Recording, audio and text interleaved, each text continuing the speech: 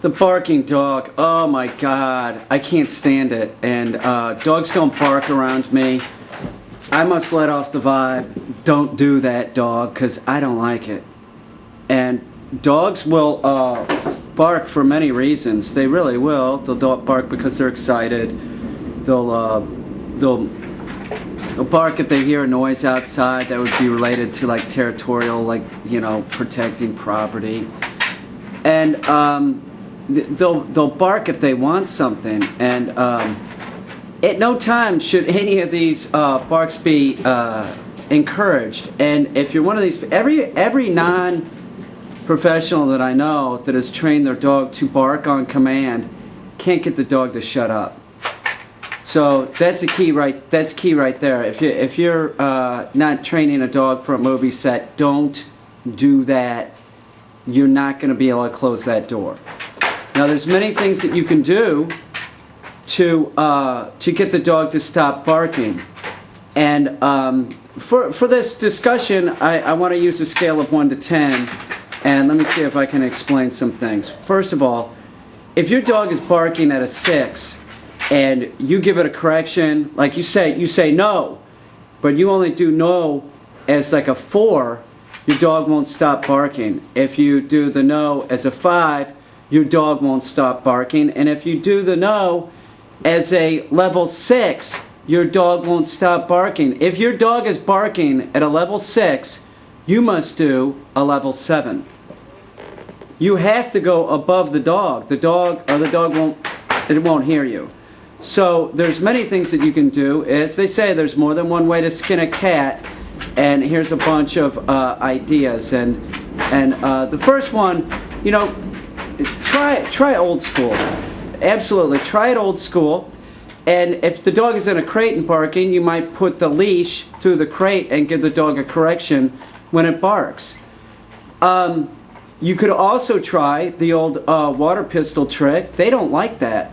And if you attach a no along with that water pistol, it means a lot to the dog.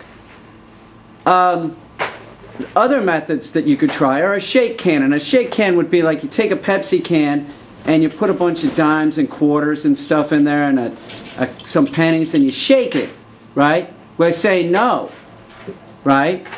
It gets the dog's attention. They don't really like to hear it. And one of the key factors that I would have to say about barking is it's like this cadence that the dog has.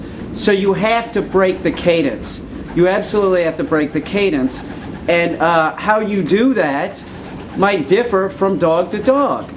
Now, hang on one second. Tonka, would you drop that?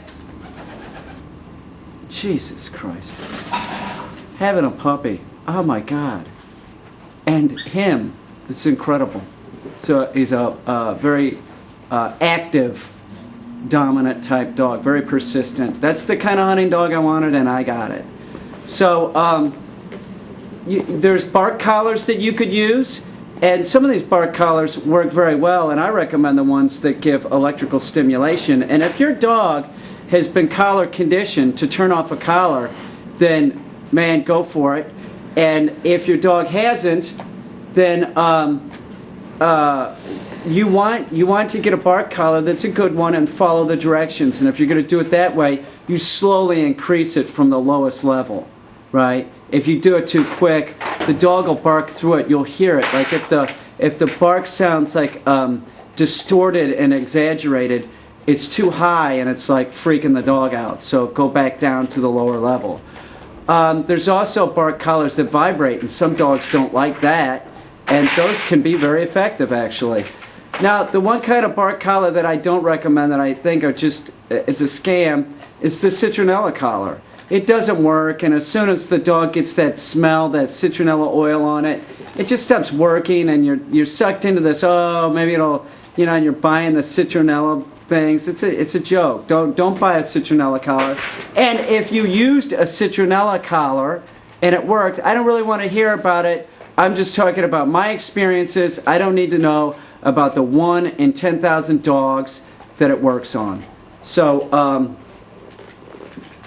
other things that you could do are just really walk up to the dog and say no. walk up to the dog and say no. But it is best if you have a leash on a dog like this, and then that way you could pick the leash up and correct the dog. If you have a dog that goes up under the couch and the bed and stuff, and say it's doing a level 8, if you stop the dog from going up on the couch, right, and up on the bed, you kind of bring that barking down, the ability to go over that level down. So if your dog's barking at an 8, by you doing those important things, those leadership things, they're very important, you bring the level down so it's easier to contain the dog. I hope that makes sense. There are other things that you can do, and here's one for an example. And I don't know of any trainer that would recommend this, but this is something that has worked for me in the past.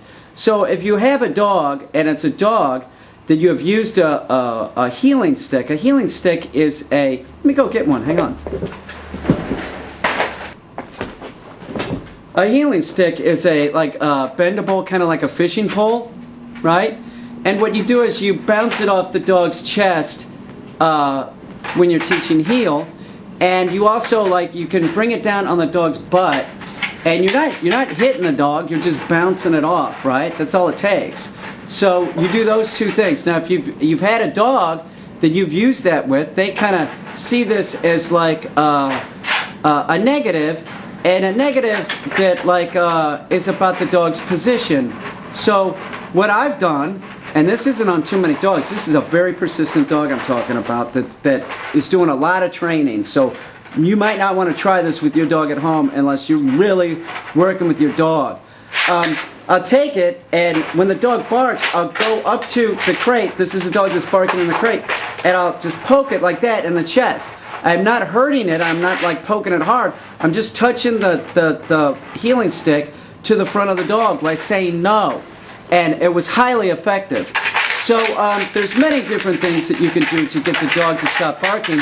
And I recommend, one, definitely get the dog to stop barking. Hey, Tom. And two, the reason why we really want the dog to stop barking is that it's tied into anxiety. The more the dog barks, the more anxiety it gets. So the quiet dog is the calm dog. If you know dogs that bark a whole lot, they're stressed out. So you want the dog not to bark.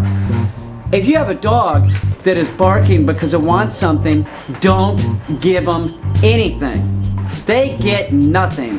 And those are the dogs that you really have to be sure to be consistent with and don't backslide. So if you were giving your dog table scraps, you need to stop giving table scraps. And when that dog sees that you're not going to buckle under when it's sitting next to you, right? It's sitting next to you drooling and stuff, and you don't give it table scraps anymore, it bumps up your status. You own something.